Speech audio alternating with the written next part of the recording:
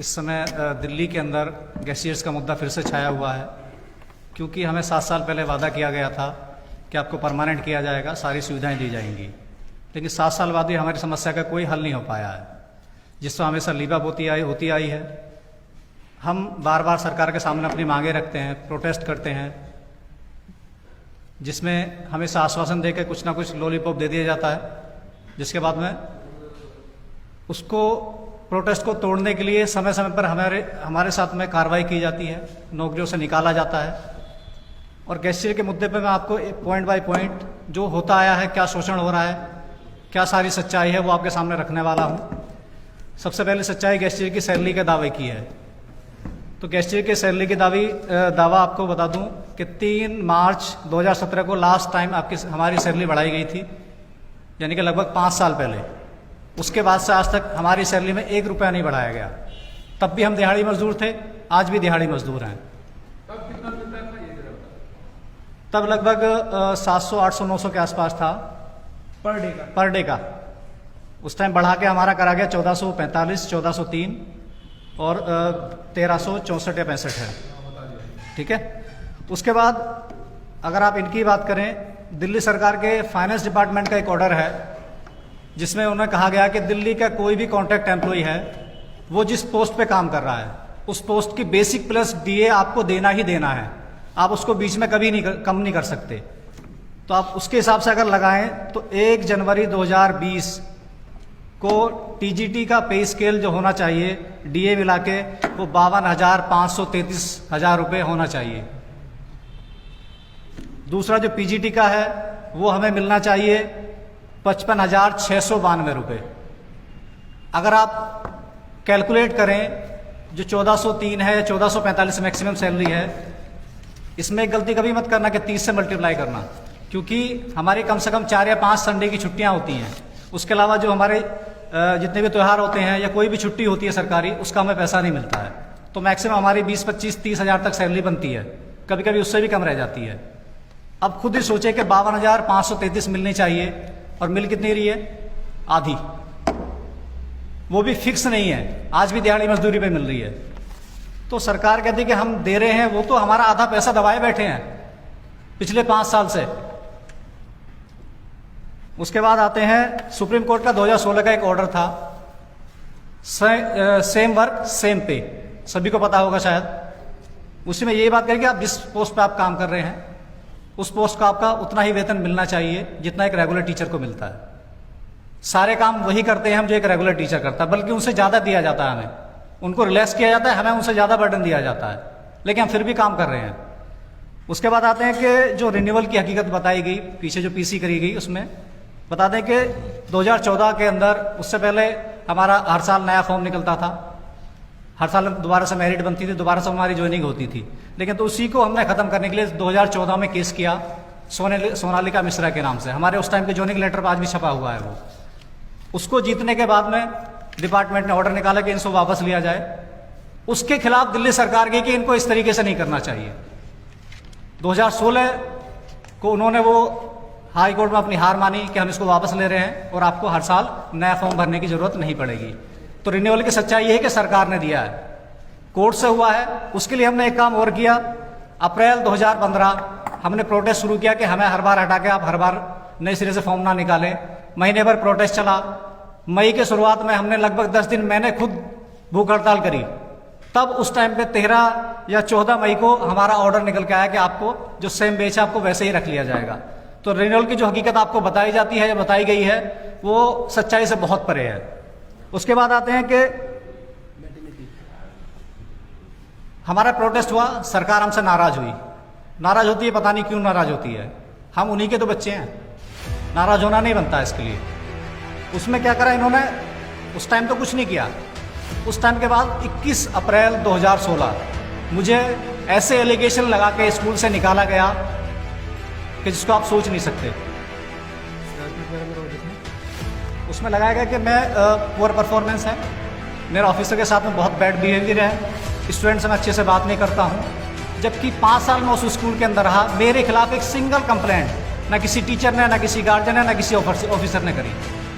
तो आप सोच सकते हो कि किस हद तक ही गिर सकते हैं। उस टाइम उन्होंने प्रिंसिपल से बात करी, वो कह रहे कि सर ऊपर से ऑर्डर है। तो उसकी स्टिंग ऑपरेशन मेरे पास आज भी है, चाहे तो मैं आपको शेयर कर दूंगा। हमने पूछा कि सर नाम बता, कि नाम नहीं बता सकते, ऊपर से ऑर्डर है। ऊपर कौन बैठा है? एक ही आदमी है, शिक्षा विभाग का मुखिया, जो हमारे माननीय शिक्षा मंत्री मनीष सिसोदिया जी हैं, वहीं से सारे ऑर्डर जारी होते हैं। इस टाइम भी वही किया जा रहा है कि स्कूलों में टीचर्स को धमकाया जा रहा है, गेस्ट टीचर्स को, कि आप प्रोटेस्ट में पार्टिसिपेट ना करें।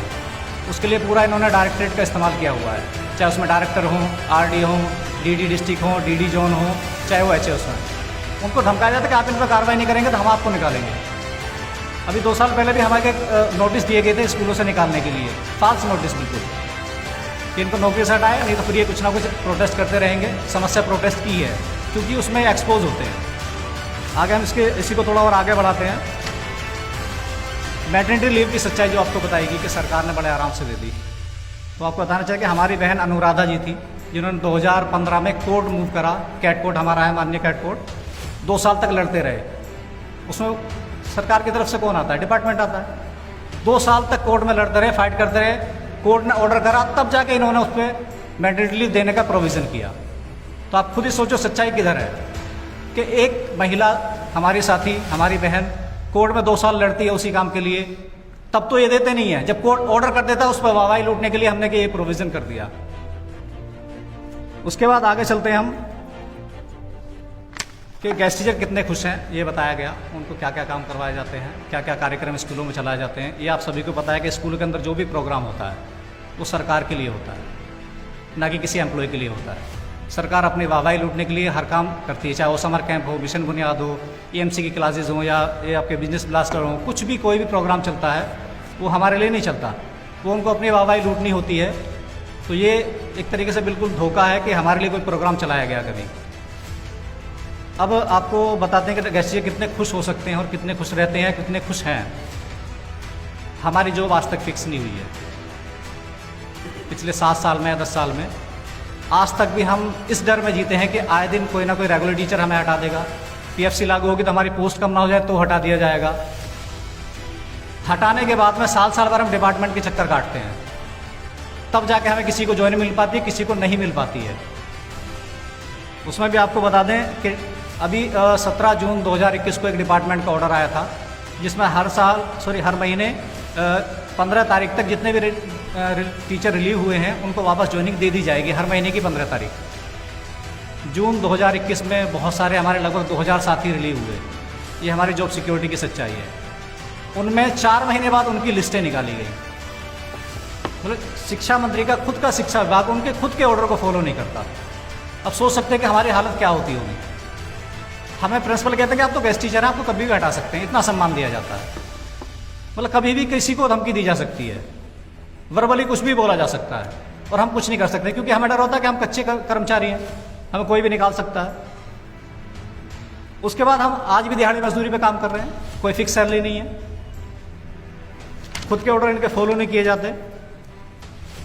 4 साल से 1 रुपया नहीं बढ़ा है। सुप्रीम कोर्ट का ऑर्डर होने के बाद भी सेम पे सेम वर्क आज तक हमको नहीं दिया गया। तो बड़ा हाथ जोड़ के निवेदन है शिक्षा मंत्री जी से कि हमसे संवाद करिए, बात करिए, जो भी समस्याएं बैठ के सुलझाते हैं। आप अपने लोगों से तो मिल लेते हो, जो आपके खुद के वॉलंटियर हैं, जिनकी सच्चाई मैं अभी बताने वाला हूं आपको, जिनके लिए पीसी करी गई, हमारे साथ बैठी, जो भी समस्याएं सुलझाते हैं, लेकिन संवाद तो करिए। आप तो समाज से भागने का काम करते हैं। आप हमारे साथियों में से गेस्ट टीचर को बहकाकर, उनको प्रलोभन देकर अपनी पीसी कराते हैं, अपनी वाहवाही कराते हैं। इस बारे में LG से हम शिकायत करने वाले हैं, LG साहब से, कि कोई सरकार किसी प्राइवेट ऑर्गेनाइजेशन को कैसे कोई संस्थान यूज करने के लिए दे सकती है। खुद उनके ग्रुप से मैसेज सर्कुलेट होते हैं कि पीसी है, सारा मीडिया बुलाया जाता है, उनके खुद के ऑफिशियल ट्वीट से YouTube चैनल से उसको लाइव किया जाता है। मतलब सारी चीजें गवर्नमेंट खुद प्रोवाइड करे कि हमारी वाहवाही करिए। रही बात कि सिद्धू जी के हमारे उसमें पार्टिसिपेट करने की, हम शिक्षक हैं, सिर्फ हम अपने मांग के लिए बैठे हुए हैं, हमारा खुला मंच है, कोई भी आ सकता है, आप आइए। हम तो आपको बुलाते हैं, आप खुद नहीं आते, दूसरे आ जाते तो आपको समस्या हो जाती है उसमें, चाहे वो कोई भी आता है। फिर हम हमारे ऊपर ठप्पा लगा दिया जाता है कि हम ये कांग्रेस के हैं, बीजेपी के हैं। इससे पहले बीजेपी के बताते थे हमें, अब कांग्रेस का ठप्पा लगाएंगे कि कांग्रेस के हैं ये। अरे समस्याएं आप क्रिएट कर रहे हो, वादा आप कर रहे हो और इल्जाम हमारे ऊपर लगाया जाता है। अब आपको पीसी में जो लोग बैठे थे उनकी थोड़ी असलियत आपको बता देते हैं। ये जो बीच में बैठी थी, आप जानते हो शायद, भानुप्रिया जी, दिख रहा होगा आपको। आयरन लेडी को विशेष की जा रही है। इनकी शादी में पूरा मंत्रिमंडल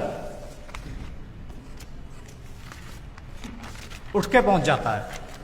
ऐसा क्या रिश्ता है? ऐसा क्या रिश्ता है कि इनके, अभी बताएंगे, वो भी गेस्ट टीचर हैं, इनके शादी में पूरा मंत्रिमंडल, पूरी सरकार उठ के पहुंच जाती है। ऐसा क्या रिश्ता है इनके साथ में? और हमसे ऐसी क्या दुश्मनी कि हमसे आप मिलने तक नहीं आते? हम आपके घर के बार बार 8-8 दिन बैठे रहते हैं। दूसरी बात, जिस दास ग्रुप की आप इन्होंने बात करी कि दास की पीसी है, उसमें सबको, आप सबको भी इनवाइट किया गया होगा, उसकी सच्चाई आपको बता देते हैं। असली दास ग्रुप ये है। उस टाइम पे वो लोग साथ में थे, लेकिन दास ग्रुप रजिस्टर्ड दूसरा हुआ। इसके जो भी वहां पीछे बैठे थे, एक भी मेंबर इसके अंदर नहीं है। तो एक तरीके से वो फेक लोग बैठे हुए हैं जिनको गेस्ट टीचर का नाम देके कथित गेस्ट टीचर बना दिया गया। और इनके भी, उस दास की आपको सच्चाई बताते हैं। जो दास उस टाइम वहां पर बैठी थी, ये उसके संयोजक थे। इस टाइम बदरपुर विधानसभा के उपाध्यक्ष हैं, आम आदमी पार्टी से। उनकी प्रोफाइल आप फेसबुक खोलिए, दुनिया भर के मिलेंगे। अच्छा, इनको एक एक्स्ट्रा बेनिफिट और दिया गया गेस्ट टीचर होने के साथ साथ, इनको अदिति महाविद्यालय का चेयरमैन बनाया गया है। आप सोच सकते हो कि किस तरह से सरकारी संस्थाओं का दुरुपयोग किया जा रहा है और अपनी पावर का इस्तेमाल किया जा रहा है। इनके और भी हैं, अब आपको बताते हैं। गेस्ट टीचर, ये सब कब हुआ? जब 21 अप्रैल 2016 को हमें हटा दिया गया, तब इन्होंने अपना संगठन खड़ा किया कि ताकि कोई दूसरा प्रोटेस्ट ना कर सके या इनकी कोई बदनामी ना कर सके। उसी संगठन की एक सच्चाई और है कि ये प्रोटेस्ट करने एलजी हाउस तो पहुंच जाते हैं और सपोर्ट क्या कर रहे हैं? पूर्ण राज्य का दर्जा। ये गेस्ट टीचर का प्रोटेस्ट था या किसी पार्टी का प्रोटेस्ट था? मांग गेस्ट टीचर की हो रही है, आप वहां डिमांड कर रहे हो कि इसको फुल स्टेट बना दिया जाए, फुल स्टेटहुड के लिए।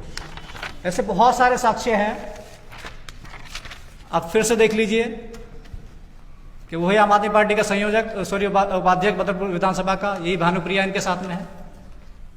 ऐसे बहुत सारे फोटोज हमारे पास हैं जो आपको मिल जाएंगे फेसबुक पर। दुनिया की बहुत सारी चीजें पड़ी हुई हैं। आप खुद सोच सकते हो कि इस संगठन की सच्चाई क्या है। ये संगठन जब बना था तो उसमें से इन लोगों को सरकार ने हायर किया, उनको अलग किया, जिनको बेनिफिट नहीं मिला उन्होंने अपने अलग रजिस्ट्रेशन करा के अपना नया संगठन बना लिया। इस टाइम इनका कोई संगठन है ही नहीं। आप उनसे पूछिए कि संगठन में कितने मेंबर हैं, आप कितने लोग हैं। अभी एक लेटर मैं आपको दिखाता हूं जिसमें प्रबंधन, शायद दिखा भी दूंगा बाद में, आपको शेयर कर दूंगा मैं, जिसमें प्रबंधन संयोजक हैं भानुप्रिया हैं और एक और अंजना राठी नाम है शायद, वो लोग हैं। अब खुद सोच सकते हो इस संगठन की सच्चाई क्या है। ये खुद के वॉलंटियर को पीसी में बैठाते हैं, अपने सरकारी संस्थान इस्तेमाल कराते हैं और गेस्ट टीचर को जो सच्चाई है, जो शोषण हो रहा है, उसको दबाने की कोशिश करी जाती है। मतलब इस तरह का हाई लेवल का आपका इल्यूजन क्रिएट किया जाता है कि सच्चाई पीछे दब जाए, उनका चेहरा एक साफ छवि के तौर पे आ जाए। तो शिक्षा मंत्री से बड़ा हाथ जोड़ के निवेदन है कि हम आप ही के बच्चे हैं, मैं उन्हीं के पड़ोसी गांव से हूं, उनका ही छोटा भाई लगता हूं मैं भी। बड़ा हाथ जोड़ के निवेदन है कि इस समस्या को सुलझाइए, साथ में बैठ के बात करते हैं। चाहे वो किसी भी स्तर की समस्या है, चाहे वो लीगल समस्या है, कोई भी है। 2017 में बिल बना, एलजी हाउस गया, हमें नहीं पता उसके बाद उस पर क्या कार्रवाई हुई। इन्होंने कितनी बार जाकर उसको वहां देखा कि इस पर क्या कार्रवाई चल रही है, कितना प्रोसेस हुआ। वो सर्विस डिपार्टमेंट गया, फाइनेंस डिपार्टमेंट गया या नहीं गया, लीगल है भी या नहीं है उसमें कुछ। दूसरा उसमें ये है, उसके बाद इन्होंने, जब हम मार्च 2019 से प्रोटेस्ट किया था तो इन्होंने कैबिनेट नोट बनाया था, आज तक उसका किसी को नहीं पता कि उसका हुआ क्या है। तो ये करना चाहे मनसा हो तभी तो हम चाहते हैं कि बैठ के समाधान हो।